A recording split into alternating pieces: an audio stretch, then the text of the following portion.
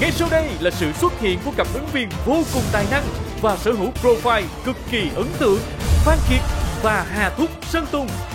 Phan Kiệt có thời gian dài làm việc tại nước ngoài. Đối đầu với Phan Kiệt là Sơn Tùng. Nhờ sự nỗ lực, Sơn Tùng đã đạt được nhiều thành tích đáng kể trong lĩnh vực tài chính, chọn con đường xuất khẩu lao động để kiếm tiền nhanh thay vì đi học đại học có phải là xu hướng tốt. Hai ứng viên sẽ đưa ra quan điểm như thế nào? Ứng viên nào có cơ hội nhận được những offer hấp dẫn từ các sếp? Không phải ai cũng có điều kiện để chúng ta đi học đại học. Và em nghĩ xuất khẩu lao động là một lựa chọn tuyệt vời.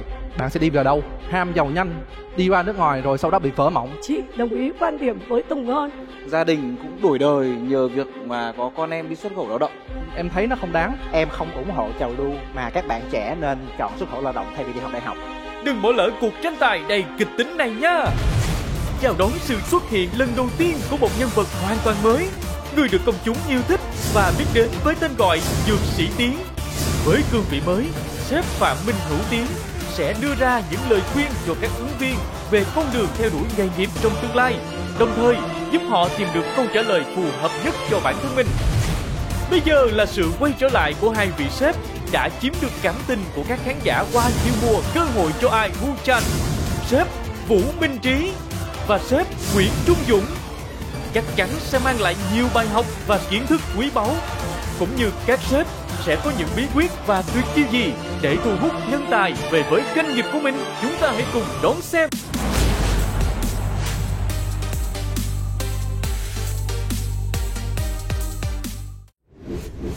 Bánh tươi Bảo Ngọc cho ngày mới đầy năng lượng.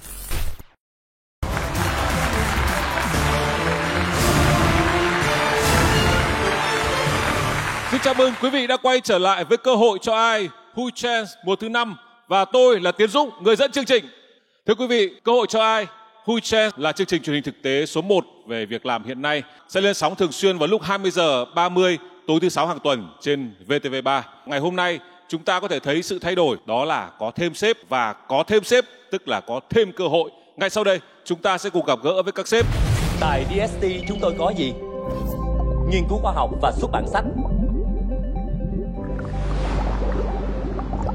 sản xuất các chương trình truyền hình thực tế về thời trang và sắc đẹp,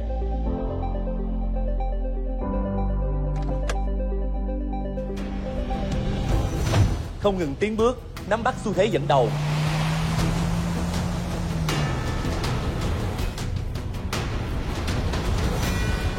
không ngại khó khăn, trèo lên đỉnh cao vinh quang.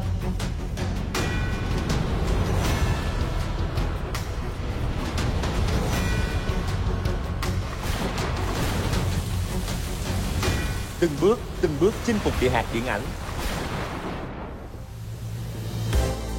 Miệt mài lao động tạo nên mỹ phẩm Việt cho người Việt. Các bạn đã sẵn sàng bứt phá cùng Dược Sĩ Tiến.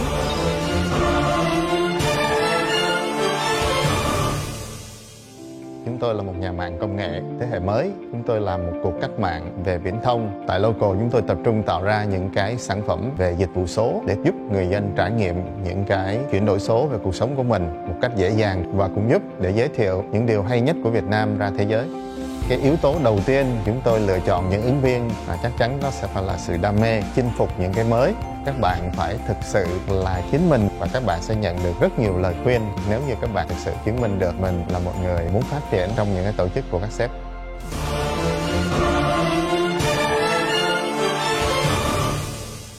Triết lý kinh doanh và sứ mệnh công ty DS Food rất đơn giản. Mang những sản phẩm gia vị sạch vùng miền đến với những người tiêu dùng trên cả nước và cả ra nước ngoài.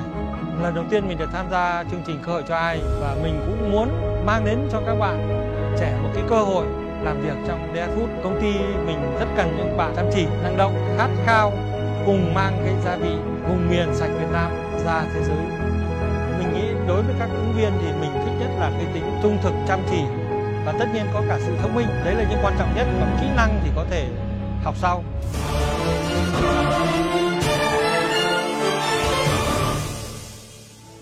Với mục tiêu phát triển Bảo Ngọc trở thành tập đoàn đa quốc gia trong lĩnh vực nuôi trồng, chế biến thực phẩm, đồ uống và thương mại xuất nhập khẩu, chúng tôi đã luôn nỗ lực cải thiện chất lượng với nhiều hương vị mới, mẫu mã đa dạng, bao bì hấp dẫn nhằm thực hiện sứ mệnh nâng cao sức khỏe cộng đồng, mang lại những giá trị tốt nhất cho khách hàng. Bằng sự tâm huyết và dày công nghiên cứu của đội ngũ marketing R&D, chúng tôi đã thành công trong việc kết hợp đưa các dược liệu quý vào sản phẩm tiêu dùng thiết yếu nhằm phòng ngừa bệnh tật và tốt cho sức khỏe. Với tinh thần là người trẻ tiếp nối truyền thống, tôi hy vọng bằng nhiệt huyết và trải nghiệm của mình có thể giúp các bạn trẻ có những lời khuyên hữu ích, phát triển bản thân và nghề nghiệp. Tập đoàn là nơi khai phóng tiềm năng ở mỗi con người, tìm kiếm những nhân sự có nhiệt huyết, trách nhiệm với công việc, trình độ, thái độ, tốc độ. Thì chúng tôi luôn đề cao yếu tố làm việc bằng tất cả niềm đam mê.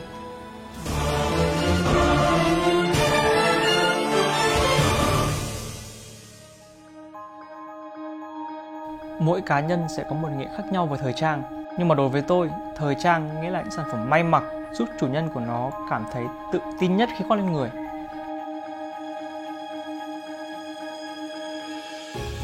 IV Moda đang bước vào giai đoạn chuyển mình bứt phá, trở thành một doanh nghiệp bán lẻ thời trang đạt chuẩn quốc tế hàng đầu ở Việt Nam.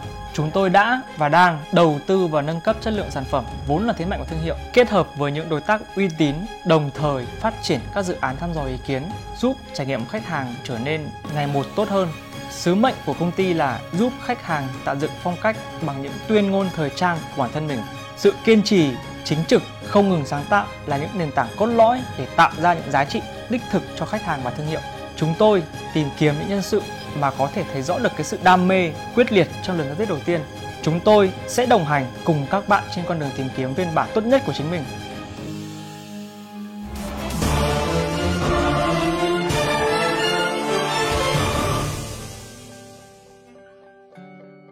Hai mươi năm với tinh thần tiên phong và phụng sự, Tập đoàn Giáo dục Atlantic đã và đang hàng ngày, hàng giờ theo đuổi sứ mệnh giáo dục Việt cho tương lai Việt. Chúng tôi mong muốn đồng hành cùng hàng triệu học sinh và tạo nên một thế hệ trẻ tự tin, hội nhập giàu có, thành công và hạnh phúc với tiếng Anh thành thạo và kỹ năng vượt trội. Để chạm tới thành công, ngoài kiến thức và kinh nghiệm thì sự chăm chỉ, kỷ luật, nỗ lực và tập trung là yếu tố tiên quyết.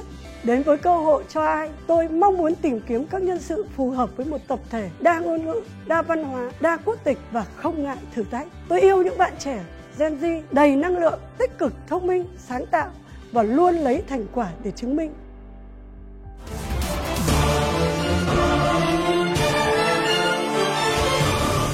Đầu tiên chắc là phải giao lưu với sếp mới toanh rồi. Chắc là quý vị sẽ quen hơn với nickname là Dược Sĩ Tiến. Nhưng mà ở trong chương trình này thì tôi xin phép được gọi là sếp Hữu Tiến.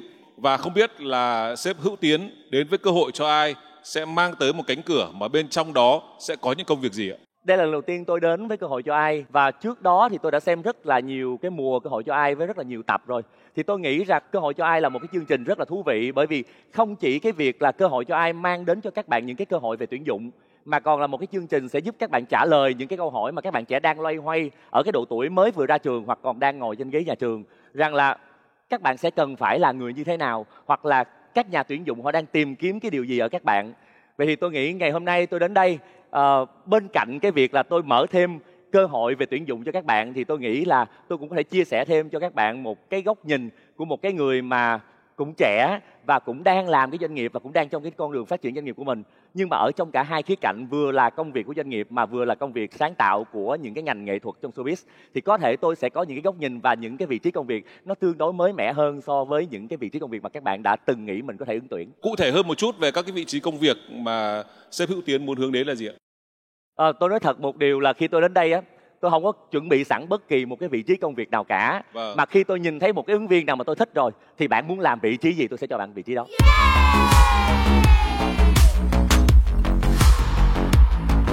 Vâng, tức là các ứng viên cứ yên tâm là với sếp Hữu Tiến thì kiểu gì cũng có việc, quan trọng là các bạn như thế nào thôi. Anh ấy sẽ may đo cho bạn chuẩn xác cái công việc mà bạn phù hợp nhất. Vâng ạ, cảm ơn sếp Hữu Tiến. Vâng. Em muốn hỏi một chút là anh Dũng cũng là người đã tuyển được khá nhiều các ứng viên của chương trình Cơ hội cho ai, thì em cũng muốn hỏi thăm tình hình công việc cũng như là thăng tiến của các bạn hiện nay như thế nào? Vì mùa 3, mùa 4 mình đều tuyển được những nhân sự rất là giá trị. Vì hiện nay các bạn vẫn đang làm việc tại DS Food.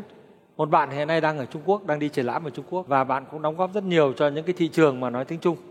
Cơ hội thực ra là cho các sếp. Vậy nên là chắc anh sẽ có nhiều kinh nghiệm cũng như nhiều mong muốn để lát nữa anh sẽ trao cho các ứng viên của chúng tôi. Vâng ạ, cảm ơn anh Dũng. Vâng ạ. Em xin hỏi anh Chí một chút. Đâu là tố chất của một người nhân viên mà nếu có tố chất đấy thì người đó sẽ có cơ hội để thăng tiến lên thành sếp?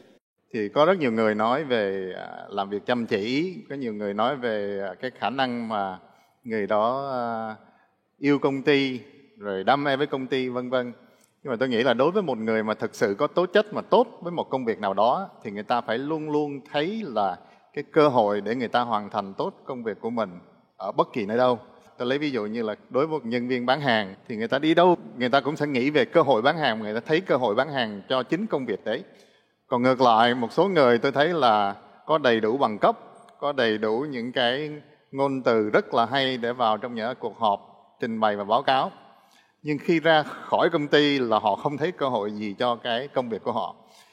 Họ đi vào một quán ăn, mặc dù họ bán ga nhưng trước mặt họ thấy là hết ga, họ cũng không nghĩ là đó là một cơ hội rất tốt để thay đổi cái nhà cung cấp ga chẳng hạn.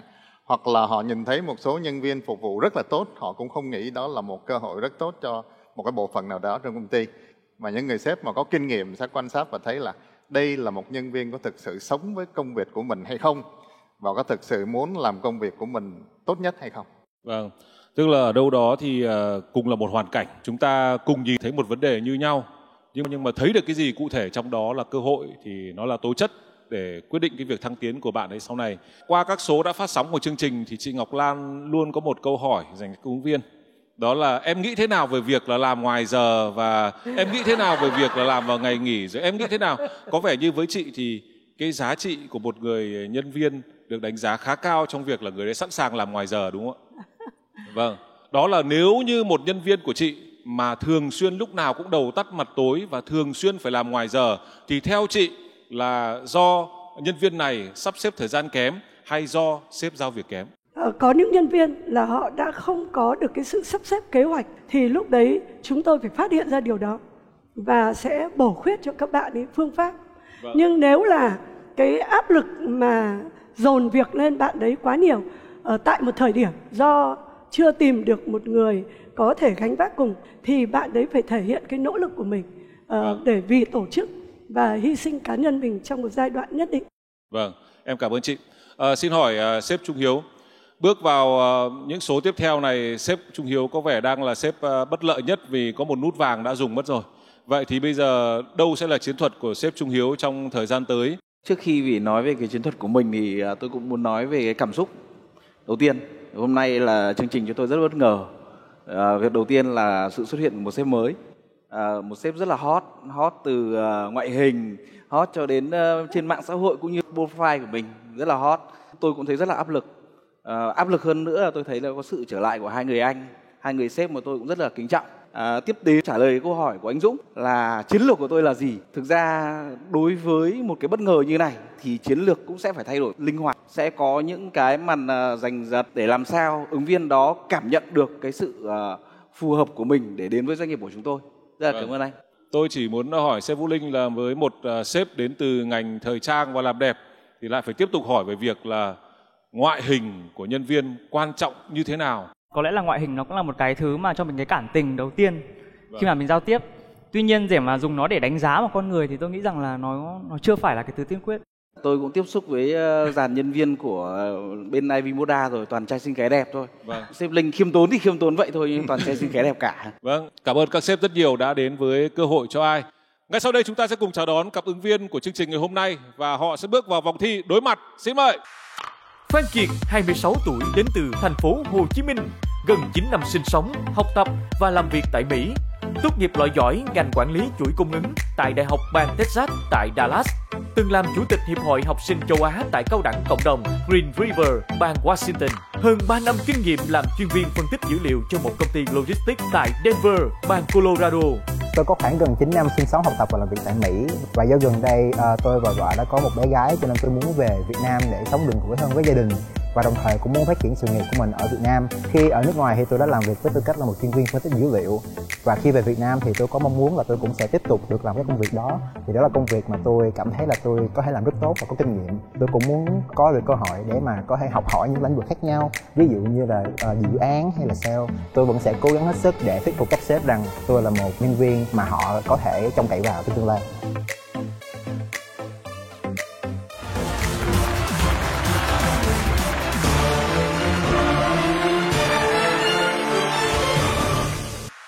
Hà Thúc Sơn Tùng, 27 tuổi đến từ Huế, tốt nghiệp chuyên ngành kế toán tại Đại học Kinh tế Đà Nẵng, hơn 5 năm kinh nghiệm làm việc với vị trí kế toán thanh toán và kế toán công nợ tại các tập đoàn đa quốc gia.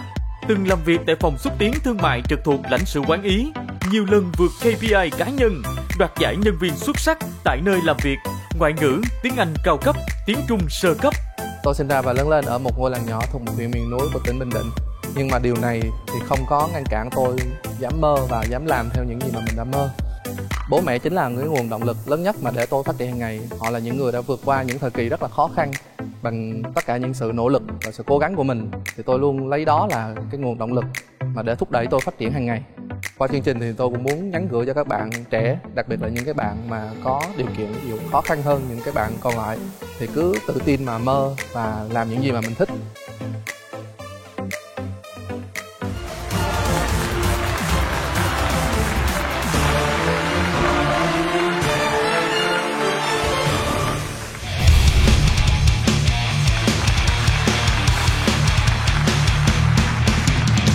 Và ngay sau đây chúng ta sẽ dành ra ít giây để các ứng viên của chúng ta giới thiệu về bản thân.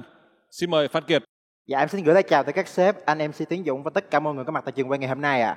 Em tên là Phan Kiệt, năm nay em 26 tuổi và từ 2014 tới nay em đã có 9 năm học tập, sinh sống và làm việc tại Mỹ.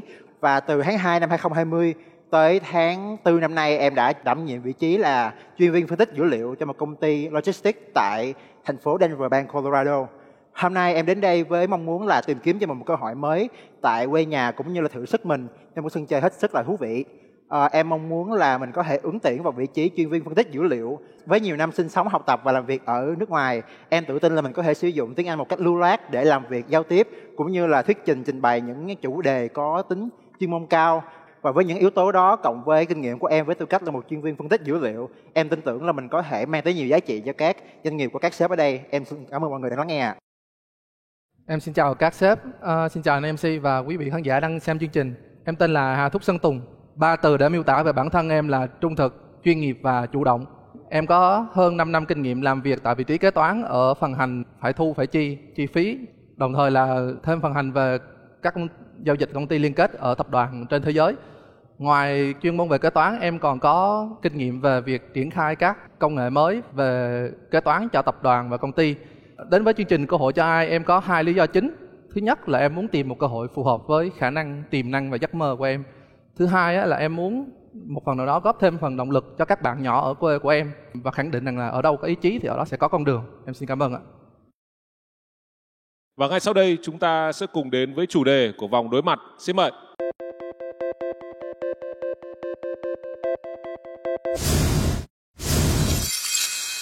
Hiện nay có nhiều người trẻ ở một số khu vực chọn con đường xuất khẩu lao động để kiếm tiền nhanh thay vì đi học đại học.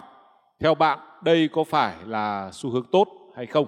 Ngay sau đây thì ánh đèn của sân khấu sẽ chọn ra ngẫu nhiên ai sẽ là người trình bày trước. Xin mời.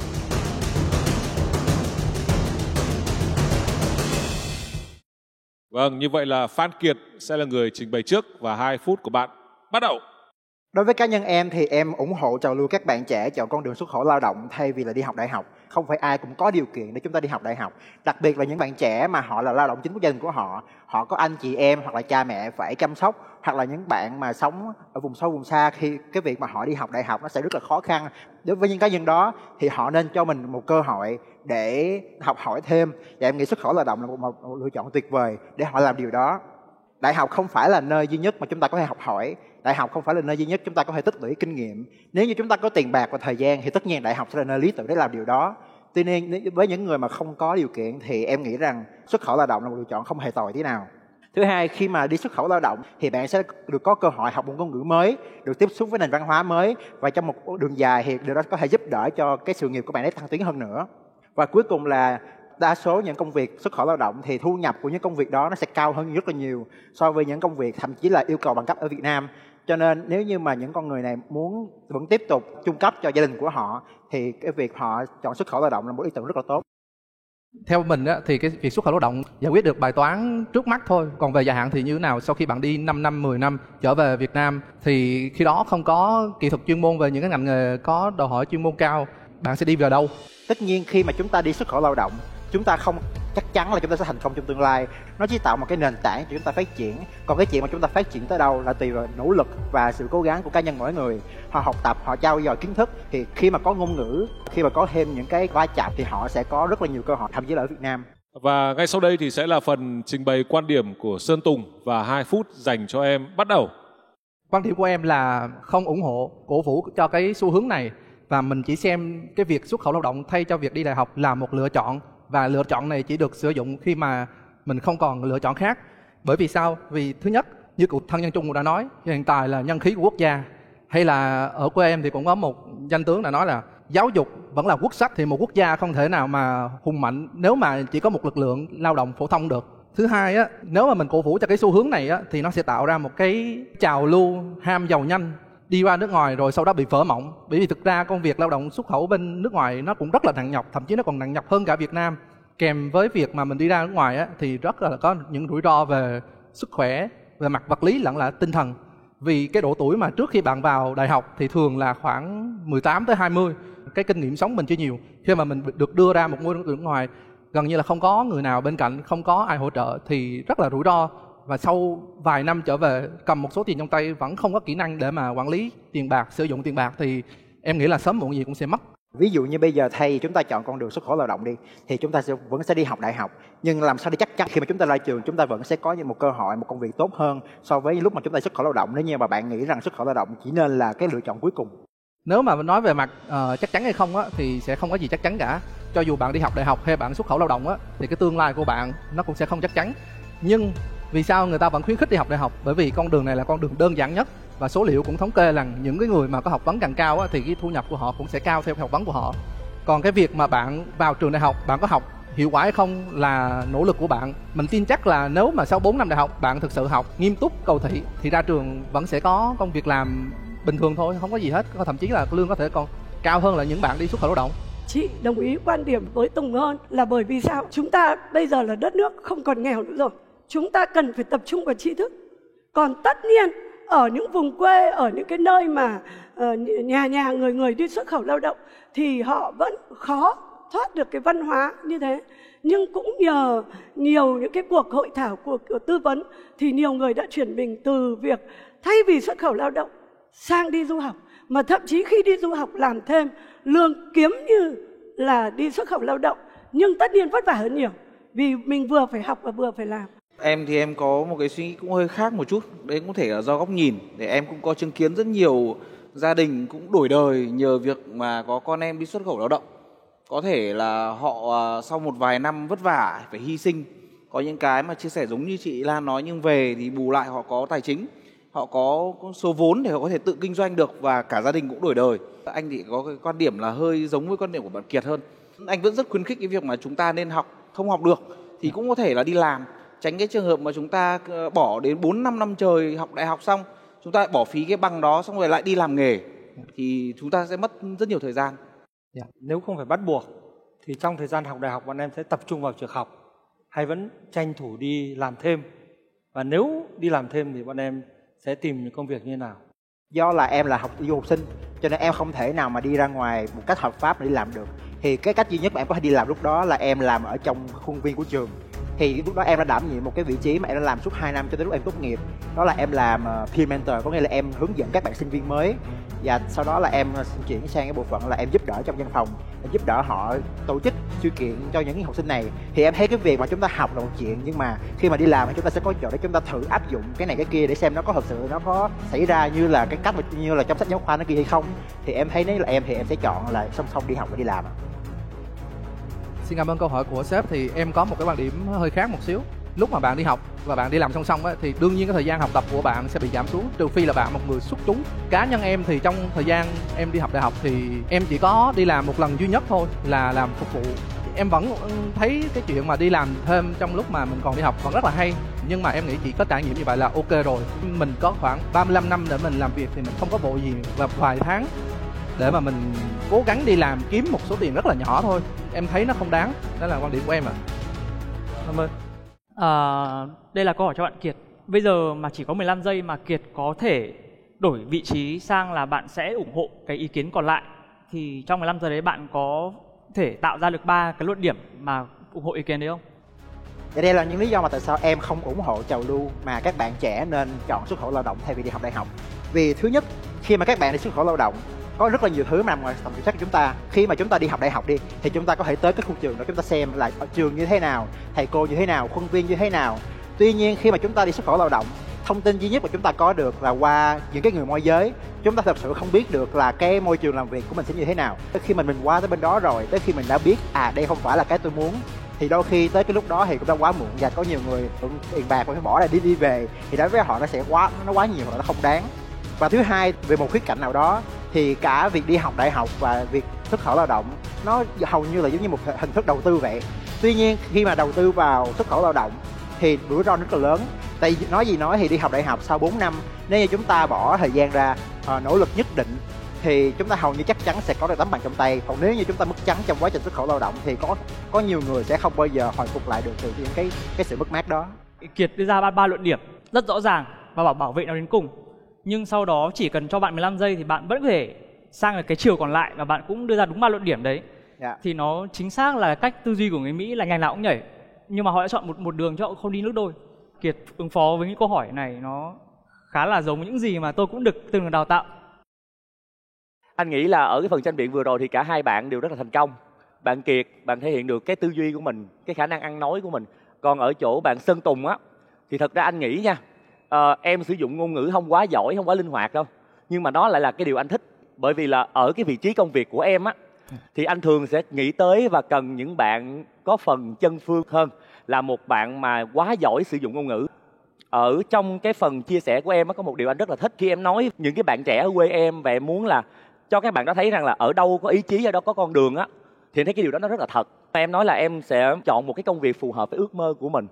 Thì em có thể cho anh biết rõ thêm là ước mơ của em là gì không? Thời điểm này em có 2 ước mơ. Ước mơ thứ nhất là năm 35 tuổi em sẽ là CFO của một tập đoàn hoặc là một công ty có quy mô trên 1.000 tỷ về mặt tài sản. Mặt thứ hai là năm 45 tuổi em có thể làm chủ của một quỹ đầu tư chuyên về giáo dục. Vì em muốn hỗ trợ cho những cái vùng khó khăn ở Việt Nam mình có cơ hội tiếp xúc với giáo dục nhiều hơn. Giáo dục mặc dù nó khó khăn, nó dài thật, nhưng mà đó là con đường bền vững nhất. Đó là ước mơ của em ạ. Trong 3 từ mô tả về bản thân mà em ghi ở đây á, đó là trung thực, chuyên nghiệp và chủ động. Anh rất quan tâm tới cái sự chủ động này. Vậy thì em mô tả rõ cho anh biết rằng là cái sự chủ động của em đó là như thế nào? Chủ động ở đây được định nghĩa là khi mà em phát hiện ra vấn đề, em sẽ là người chủ động báo với sếp. Và một cái ví dụ rất là thực tế cho cái việc cái khả năng chủ động của em là em là một trong 3 người duy nhất ở trong công ty được work from home 100% mà không có ai xem xét hết. Bởi vì sếp hoàn toàn tin tưởng vào cái việc em có thể chủ động làm hết công việc mà không cần phải có một người nào giám sát. Đối với anh á, tiêu chí hàng đầu tìm một bạn nhân viên á, đó là cái năng lực làm cho người khác yên tâm. Yên tâm ở chỗ rằng là khi mà anh giao việc cho bạn đó rồi, anh sẽ không cần phải nghĩ gì tới công việc đó nữa cả. Anh nói ví dụ như ngày hôm đó anh cần tổ chức một cái sự kiện gì đó, anh giao cho bạn đó rồi, thì ngày hôm nay anh không cần phải hỏi là em ơi em xin giấy phép tổ chức sự kiện chưa. Ngày hôm sau anh không cần phải hỏi rằng là em thuê địa điểm chưa. Ngày hôm khác anh không cần phải hỏi rằng là bạn đã có mời khách hay chưa. Có nghĩa là cái năng lực làm cho người khác yên tâm nó phụ thuộc vào cái tính chủ động của em. Và cái đó là một cái năng lực cực kỳ gây nghiện luôn. Mà khi mà em càng chủ động được trong cái công việc và em càng tạo được cho sếp em yên tâm á, thì thật ra em đang giải quyết cái vấn đề của chính tụi anh. Nghĩa là khi tụi anh muốn có nhân viên là tụi anh muốn có thêm thời gian dành cho gia đình và những cái việc riêng của mình. Vậy thì nếu cái việc chủ động của em là một cái tính chất có thể làm cho sếp mình yên tâm, thì nghĩ đó là một cái năng lực rất là đáng kể để có thể cạnh tranh với đối thủ của em. Vâng, xin cảm ơn sếp Hữu Tiến. Chúng ta sẽ bước sang phần bình chọn 6 sếp và kể cả người dẫn chương trình là tôi nữa cũng sẽ được bình chọn để chọn ra một ứng viên bước tiếp vào vòng chinh phục. Xin mời các sếp.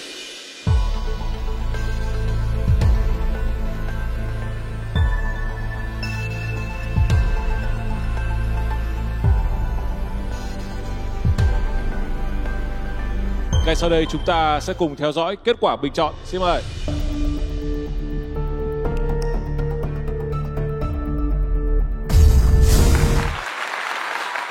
Như vậy là 4 trên 7 bình chọn đã chọn bạn Phan Kiệt, bạn Sơn Tùng với 3 trên 7 bình chọn.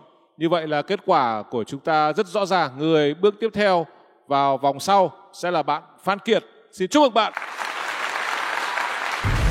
Đối thủ của mình trong vòng đầu rất là tài giỏi và mình sợ là mình sẽ không có vượt qua được. Nhưng mà khi mà mình vượt qua được cái kết quả sau thì mình cũng khá là nhẹ nhõm. Tiếc nuối thì cũng có, bởi vì tham gia chương trình thì mình cũng rất là mong muốn được chiến thắng. Tuy nhiên thì mình thấy bạn Kiệt làm rất là xuất sắc nên là bạn xứng đáng với cái lựa chọn của các sếp. Có một cái câu hỏi nhưng mà không phải là câu hỏi cho em, mà là cho phép em được đại diện Sơn Tùng hỏi các sếp ngồi đây, cũng như là một cái món quà dành cho Sơn Tùng, đó là tại sao các sếp không chọn Sơn Tùng.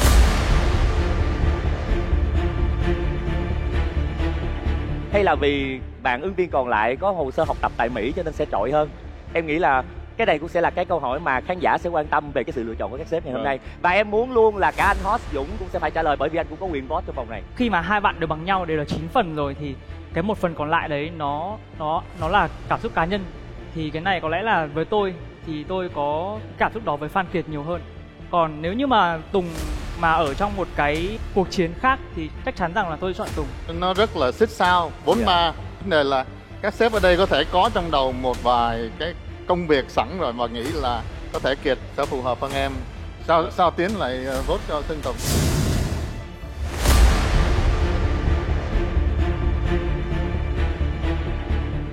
Bởi vì như em có chia sẻ từ đầu đó, có nghĩa là em cảm thấy bạn có một cái phần hơi thiệt thòi hơn bạn Phan Kiệt một tí ở cái khả năng diễn đạt. Nhưng mà cái lý do mà mọi người cảm giác là Kiệt mà tốt hơn á, là vì bạn đó có cái cấu trúc của cái câu trả lời rất là tốt. Là luôn luôn bạn có thân bài mở bài kết luận đó, ra một quan điểm ở dưới các bác đó. Vậy đó. Nên mọi người dễ nghe, dễ theo. Dạ, nhưng mà nếu mà mình cứ chấm cái phần thi này từ đầu dựa vào cái việc trình bày có cấu trúc tốt hơn thì liệu rằng có khi nào những bạn làm kế toán như Sơn Tùng sẽ không bao giờ dám bước lên đây mà thi nữa hay không? Tôi chọn Sơn Tùng rồi. Anh cũng chọn Sơn Tùng, tôi chọn em ấy. Thì em trả lời cái quan điểm ấy rất rõ ràng. Và cũng đồng ý quan điểm của em là học ra học, làm ra làm. Thì thời sinh viên ấy là giai đoạn tốt nhất để học. Trên thời gian đó nếu mà có thời gian đi học thêm ngành khác, kiến thức khác, sau rồi ngôn ngữ khác hơn là đi làm. Quan trọng nhất là cái món quà mà bạn ấy muốn gửi tặng cho con trai là bạn ấy thể hiện được rồi. Coi như là cái mục tiêu đến với cơ hội cho ai của bạn là em nghĩ là 60% là cái món quà vừa rồi, còn 40% là nếu được chọn thì càng tốt. Khi mà sếp Tiến hỏi các sếp khác lý do vì sao lại không chọn tôi thì tôi cũng có một phần hơi bất ngờ và cũng thấy vui. Tôi luôn tôn trọng các quyết định của các sếp và suy cho cùng nhân sự là chọn người phù hợp nhất với mình chứ không hẳn là luôn luôn là người giỏi nhất. Nhờ chương trình mà có thể gửi được một món quà khá là đặc biệt cho con trai của mình, tôi rất là vui về điều đó. Thưa quý vị, trước khi bước vào vòng chinh phục, chúng ta cùng gặp gỡ lại bạn Phan Kiệt. Bạn đã vượt qua đối thủ với tỷ số rất là xít sao và bây giờ là lúc bạn đưa ra mức lương kỳ vọng của mình. Từ từ em cứ từ từ hãng gửi, anh em mình trao đổi thêm. Đây là mức em nghĩ phù hợp với mình. Dạ. Được, anh nghĩ được, gửi đi. Hợp lý. Rồi, thông tin đã lưu và mức lương này chỉ tôi với bạn biết và lát nữa thì quý vị khán giả mới biết. Ok, chúc bạn may mắn ở trong phần chinh phục. Cảm ơn bạn.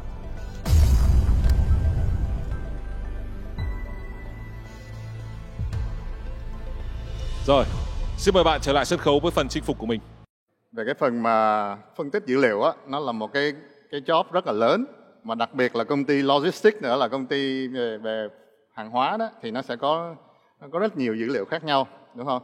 Vậy thì nguyên cái quá trình đấy nó bao gồm có là việc là em phải quyết định là thu thập dữ liệu như thế nào, lưu trữ nó như thế nào, trích xuất nó như thế nào, phân tích như thế nào và trình bày nó như thế nào.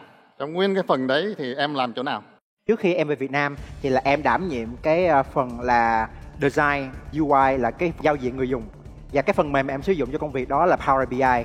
Team của em thì có một người là họ thu thập dữ liệu. Cái vai trò của em trong team là em sẽ lấy những cái dữ liệu đó và em design cái UI cho người dùng. Cái công việc chính của em sẽ là liên hệ với khách hàng, có thể là trong công ty hoặc là ngoài công ty, và em sẽ hỏi rõ là bây giờ họ muốn giao diện nó show những cái gì, những cái KPI nào quan trọng đối với họ thì em sẽ design những cái đó. Em sẽ tập trung vào cái phần front end là cái phần giao diện người dùng ạ. Là cái phần present cuối cùng thôi, đúng không? Là dạ cuối không cùng em là cái phần design luôn ạ. Ý anh nói present ở đây tức là present cái data lên cho khách hàng coi đó. Dạ đúng rồi. Đúng không? Dạ. Là cái phần cuối cùng là phần present data. Dạ. Đó là trình bày cái data lên cho khách hàng. Rồi thì em sẽ hỏi khách hàng là bây giờ trong đây ông muốn coi là thời gian vận chuyển từ điểm A đến điểm B ngắn nhất, một năm có bao nhiêu đơn rớt, đúng không? Tổ dạ. A, tổ B, tổ C. Ông muốn cái gì thì lúc đó em sẽ present lên cho người ta coi. Đúng rồi ạ. Đúng không? Dạ. Em làm cái phần front end đấy. Dạ. Tức là em chỉ làm cái dashboard thôi à? Đúng rồi. Làm Dạ. cái phần cuối thôi. Còn cái phần còn lại liên quan đến làm data lake rồi là liên quan đến thu thập dữ liệu em Dạ có làm có. không? Em vẫn có làm cái đó, nhưng mà đó không phải là cái trách nhiệm chính của em. Giống như team của em thì ai cũng phải biết cái quy trình từ đầu tới cuối. Tại vì team của em là tới 5 người. Thì khi mà có một cái project tới thì tụi em phải bắt buộc phải chia ra. Bản thân em vẫn có thể thu thập dữ liệu, em đã làm được trong quá khứ rồi. Em chỉ đó là cái vai trò chính của em trong cái công việc cũ của em là em tập trung vào cái phần design, cái UI và em present. Nhưng em vẫn có thể thu thập dữ liệu, em vẫn có thể sử dụng SQL. Code được không? Em code phần trước được không? Em code trong Power BI được ạ. Team em mới thành lập, khi mà team em còn rất ít người thì em cũng có một ít trong SQL. Nhưng sau đó thì khi mà team của em có một người chuyên đảm nhiệm cái vị trí SQL đó thì em không có làm nữa. Tuy nhiên em vẫn có thể tìm hiểu lại và tiếp tục làm cái việc đó nếu như cần thiết. Khi mà em nói chuyện với khách hàng á, thì ai sẽ là người quyết định cuối cùng là cái dashboard đó nó sẽ được present như thế nào để đáp ứng được đúng cái nhu cầu của khách hàng, và khi mà khách hàng thay đổi thì cái quy trình của họ nó sẽ như thế nào? Khi mà em có một cái project, ví dụ như em là cái người design chính cho cái project đó thì em sẽ là người trực tiếp present cái dashboard đó với khách hàng. Em sẽ làm việc với họ trong suốt quá trình từ design các concept đơn giản nhất thì sau khi mà họ ok thì em sẽ tiếp tục cái bước tiếp theo làm design, em bỏ branding lên đó, em làm cho nó nhìn giống như một cái report thực thụ, và sau đó là em present đến cuối cùng. Thì khi mà em làm việc với khách hàng trực tiếp như vậy thì tới một lúc nào đó khi họ bảo là ok cái report bây giờ nó đã sẵn sàng để mà được sử dụng rộng rãi thì lúc đó sẽ là lúc mà em ngưng ạ. Anh muốn em chia sẻ cho anh 3 cái từ khóa về quan điểm của em về sự khác biệt lớn nhất giữa doanh nghiệp nước ngoài và doanh nghiệp ở Việt Nam, và cũng 3 từ khóa tiếp theo là cái giải pháp của cá nhân em để làm sao giảm bớt được cái sự khác biệt này khi em gia nhập một doanh nghiệp. Dạ, em cũng muốn nói trước là em cũng chưa có quá nhiều kinh nghiệm làm việc trong nước, cho nên có thể là những cái từ khóa em đưa ra nó sẽ không hoàn toàn phản ánh toàn bộ những cái doanh nghiệp trong nước. Thì theo em thì đó là sự thoải mái, sự tự do và kết quả. Còn nếu như mà 3 từ khóa hạn chế cái sự khác biệt giữa doanh nghiệp nước ngoài và Việt Nam, có thể nghĩ tới ngay đầu tiên là tin tưởng. Các sếp nên tin tưởng nhân viên mình nhiều hơn một tí xíu chẳng hạn. Có thể là nên cho họ các không gian để họ sáng tạo. Có thể là nhiều khi xem là họ đang làm cái gì thì nó cũng sẽ hạn chế cái khả năng nhân viên của mình. Em có bao giờ nghĩ đến là sẽ tham gia công việc trong một tổ chức giáo dục không? Thật ra em cũng chia sẻ với sếp Lan là thật ra khi mà em còn đi học thì em từng có một ước mơ là em muốn làm giáo viên dạy tiếng Anh. Nhưng mà khi mà em bắt đầu em học đại học thì em nhận ra là đi dạy tiếng Anh, đặc biệt là với tư cách là một người Việt ở Việt Nam, nó rất là khó để mà chúng ta có thể cạnh tranh với những người mà họ nói cái ngôn ngữ này từ lúc mà họ còn nhỏ, họ lớn lên. Đối với em cái chuyện mà làm việc cho một tập đoàn chuyên về giáo dục nó không hề là vấn đề. Một câu hỏi nhanh là bây giờ bạn làm một cái dự án cho một doanh nghiệp bán lẻ về sản phẩm may mặc, là chúng tôi muốn bạn đưa ra được một cái dashboard mà nó có thể tối ưu được lợi nhuận và tối ưu được chi phí vận chuyển, thì bạn sẽ nghĩ đến cái gì đầu tiên? Em vẽ ra một cái có thể gọi là một cái bản đồ đi. Sếp đang mua nguyên liệu từ đâu và cái nguyên liệu đó nó được ship từ những cái điểm nào trước khi nó tới cái nhà máy chẳng hạn. Em đã từng làm một cái project nó hơi giống như vậy, có nghĩa là lúc đó em được yêu cầu là phải bây giờ làm cách nào để mà có một cái dashboard khách hàng muốn xem là muốn ship một cái sản phẩm nhất định từ A tới B thì họ nên chọn cái công ty trucker nào, họ nên chọn dịch vụ nào để có thể là ra cái mức giá là nó thấp nhất có thể. Thì cái đó thì thứ nhất là em sẽ thật sự là em phải tìm hiểu cái mạng lưới, cái supply chain của công ty là như thế nào. Em phải hiểu thật sự là tất cả những cái nguyên liệu nó tới từ đâu, nó đi đâu trước khi nó tới nhà máy, và sau khi trong nhà máy nó đi đâu trước khi nó tới cửa hàng được bày bán. Thì chỉ khi nào em thật sự em hiểu được tất cả những cái đó em mới có thể đưa ra một cái bài, có thể là một cái giải pháp cho cái bài toán mà sếp bây giờ hỏi ạ.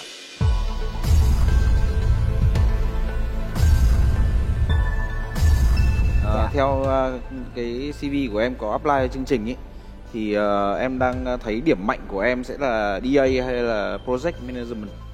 Em rất là hứng thú với lại cái vai trò là quản lý dự án. Tại vì em cũng muốn là trong 5 tới 10 năm tới em sẽ có đủ kinh nghiệm cũng như là chuyên môn để trở thành một giám đốc dự án.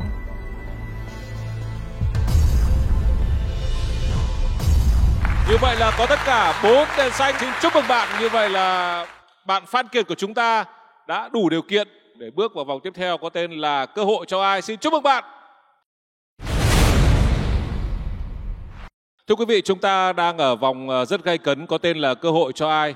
Ứng viên của chúng tôi đã được 4 sếp bật đèn xanh và quyết định là chọn bạn cho vòng Cơ hội cho ai. Và sau đây sẽ là lần lượt từng sếp đã chọn đèn xanh hãy đưa ra những trao đổi với bạn Phan Kiệt. Xin mời các sếp ạ. Offer của tôi dành cho Kiệt đấy là vị trí là trưởng nhóm phát triển dự án phân tích dữ liệu. Công việc sẽ đòi hỏi bạn bay ra Hà Nội khá là nhiều. Tôi có thể chia sẻ có lẽ rằng mức lương sẽ với vị trí là trưởng nhóm dự án và với một cái vị trí mà chúng ta rất cần như thế này thì chúng tôi sẽ trả mức trên 30. Tôi có cái vị trí là chuyên viên phân tích dữ liệu, làm việc tại Hà Nội. Cái business mà các bạn sẽ tập trung vào để phân tích là hiểu rõ cái hành vi và chân dung khách hàng viễn thông, tức là người ta xài gói cước gì, người ta xài bao nhiêu, người ta đăng ký sao, người ta ngưng lúc nào, bằng cách nào để upsell, và liên quan tới một cái business khác, khách hàng khác nữa là liên quan tới phần nội dung, tức là người ta sẽ xài nội dung gì, làm sao để bán cháo vân vân. Tất cả những khách hàng sẽ liên thông với nhau. Về nguyên tắc mà trả lương á, thì cao hay thấp là nó sẽ phụ thuộc vô vị trí. Vị trí này thì nó có một cái giải lương từ 80% tới 100%, thì anh sẽ trả 90% của giải lương đó cho em. Tôi sẽ offer cho bạn cái vị trí quản lý dự án SBU, đơn vị kinh doanh chiến lược. Dự kiến thì sẽ là base ở Hồ Chí Minh. Tuy nhiên là bạn cũng sẽ phải thường xuyên đi công tác ở 3 miền của Tổ quốc: Hà Nội, Đà Nẵng, Hồ Chí Minh. Với cái mức độ cạnh tranh cao như này thì tôi cũng chỉ xin tiết lộ tôi sẽ offer bạn là dưới 100 triệu. Vâng, lại là một giải quá rộng. Còn chị thì offer cho em vị trí quản lý vận hành khách hàng và sẽ làm ở ngoài Hà Nội. Tôi cũng cùng với chiến lược của sếp Linh. Vâng, cũng cái giải trên 30 rồi đấy. Tôi thấy khả năng mà chốt deal của vụ này rất cao. Ngay sau đây thì các sếp sẽ nhập cái mức lương mà mình muốn offer vào cho ứng viên của chúng tôi. Sau đây chúng ta sẽ cùng theo dõi mức lương kỳ vọng của bạn Phan Kiệt. Xin mời. 33 triệu đồng. Tôi có nhìn lướt qua gương mặt các sếp xem có gì biến sắc không. Không có gì biến sắc cả, vẫn cười tươi. Vâng. Trong đó thì sếp Dũng với lại sếp Hữu Tiến thì có vẻ rất là kiểu vô can. Không liên quan vụ này. Vâng, mình cứ cười thôi. Vâng. Bây giờ chúng ta sẽ cùng theo dõi xem là mức offer của các sếp dành cho bạn Phan Kiệt là như thế nào. Xin mời quý vị.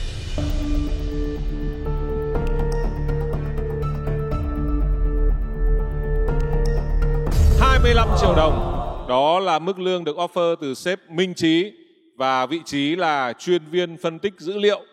Mức này thấp hơn mức 33 triệu của bạn kỳ vọng nên là deal này không chốt được rồi. Chúng ta lại đến với mức offer tiếp theo ạ.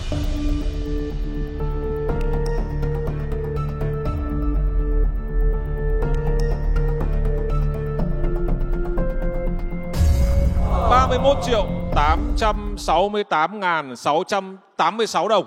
Đó là offer rất quen thuộc của vế đuôi 68 của sếp Nguyễn Trung Hiếu. Và vị trí đó là quản lý dự án SBU. Và mức lương này cũng thấp hơn mức 33 triệu. Bạn bây giờ có căng thẳng lắm không?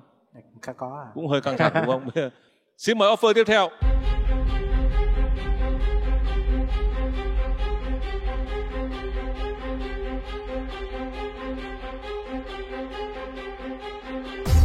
$33.333.333 đồng. Siêu thực. Nhận chị siêu thực. Nó may ở số 3 kìa.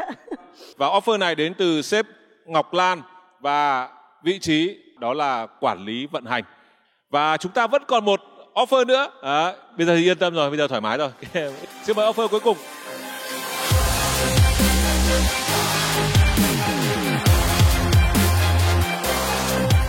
$35 triệu. Vâng, đó là mức lương offer từ sếp Vũ Linh và vị trí là trưởng nhóm phát triển dự án phân tích dữ liệu, rất gần với lại chuyên môn của bạn. Như vậy là có 2 offer của các sếp đã vượt qua mức lương kỳ vọng của ứng viên của chúng tôi. Đồng nghĩa là bây giờ ứng viên của chúng tôi được quyền trao đổi cùng với các sếp để cùng lựa chọn và xem bạn ấy sẽ chốt deal với lại sếp nào. Xin mời Phan Kiệt. Dạ, thứ nhất là em xin rất là cảm ơn sếp Lan và sếp Vũ Linh đã cho em cái cơ hội quý giá này.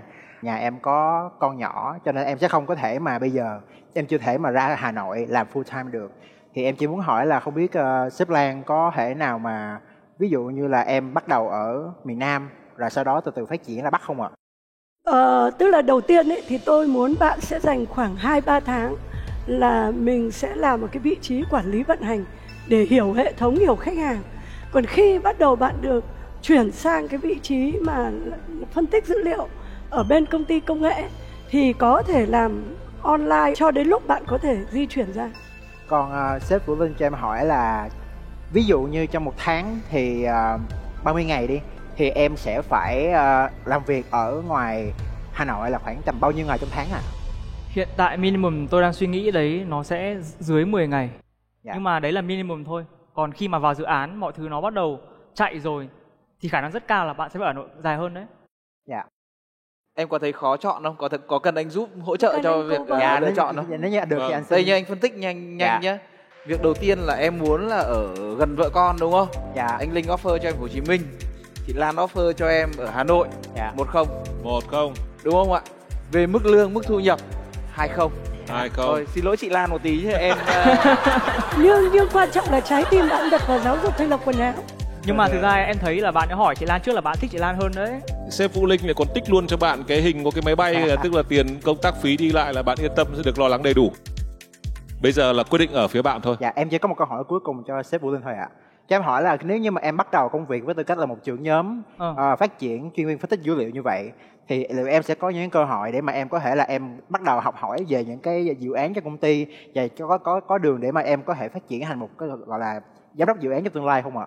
Lý do mà tôi để cho bạn ở vị trí là trưởng nhóm bởi vì tôi muốn bạn có một cái gap để bạn có thể đi lên lần nữa.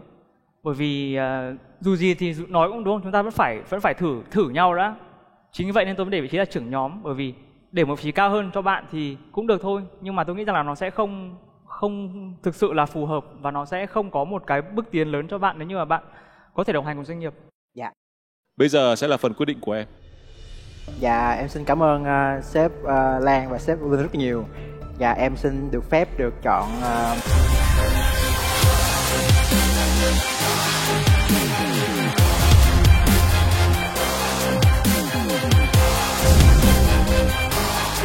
sếp Vũ Linh ạ. Chúc mừng sếp Vũ Linh. Data rất là quan trọng với Avimoda. Chính vì vậy là những nhân sự như Kiệt là những người mà chúng tôi đang tìm kiếm làm sao để chúng tôi có thể khai thác được cái mỏ data rất là quý mà chúng tôi đang có trong tay như vậy. Đặc biệt là với nhân sự mà có kinh nghiệm công tác tại nước ngoài như Kiệt. Như tôi đã nói trong chương trình là chúng tôi đã có những lộ trình rất rõ ràng. Đầu tiên là từ trưởng nhóm. Sau đó nếu như mà bạn ý làm tốt được những việc mà bạn ý đã cam kết thì rất dễ dàng bạn ấy có thể lên được vị trí là giám đốc dự án.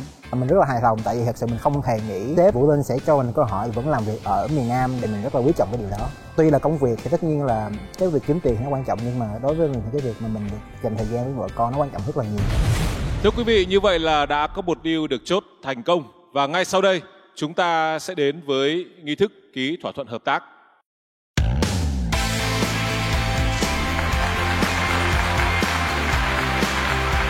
Chúc mừng Kiệt. Cảm ơn anh Dũng. Cảm ơn em. Một nhân sự chất lượng và một pha chốt deal cũng rất hồi hộp của chúng tôi. Cảm ơn chị. Cảm ơn chị. Cảm ơn anh. Thưa quý vị, tôi nghĩ là trong lần chốt deal này thì cả phía bên doanh nghiệp là chỗ sếp Vũ Linh cũng tìm được người mà sếp Vũ Linh đang cần. Và cả bạn Phan Kiệt của chúng tôi, một người cũng đang đi tìm công việc phù hợp, một cái mức thử thách phù hợp với bạn ấy và phù hợp với cả điều kiện bạn ấy đang có gia đình, có con nhỏ thì cũng tìm được công việc phù hợp của mình với mức lương hơn cả mức bạn kỳ vọng. Một cái kết rất có hậu cho phần chốt deal này. Thời lượng của chương trình cũng đã hết rồi và sẽ còn nhiều cặp ứng viên tâm huyết khác và còn nhiều vị trí hay khác, còn nhiều mức lương tuyệt vời khác nữa đang chờ chúng ta. Quý vị đừng quên bật VTV3 vào lúc 20h30 thứ 6 hàng tuần để đón xem các chương trình tiếp theo. Bây giờ thì xin chào và hẹn gặp lại. Hãy đón xem Cơ hội cho ai mùa 5 phát sóng vào lúc 20h30 thứ 6 hàng tuần trên kênh VTV3 và 21h30 trên kênh YouTube Alo Media Entertainment.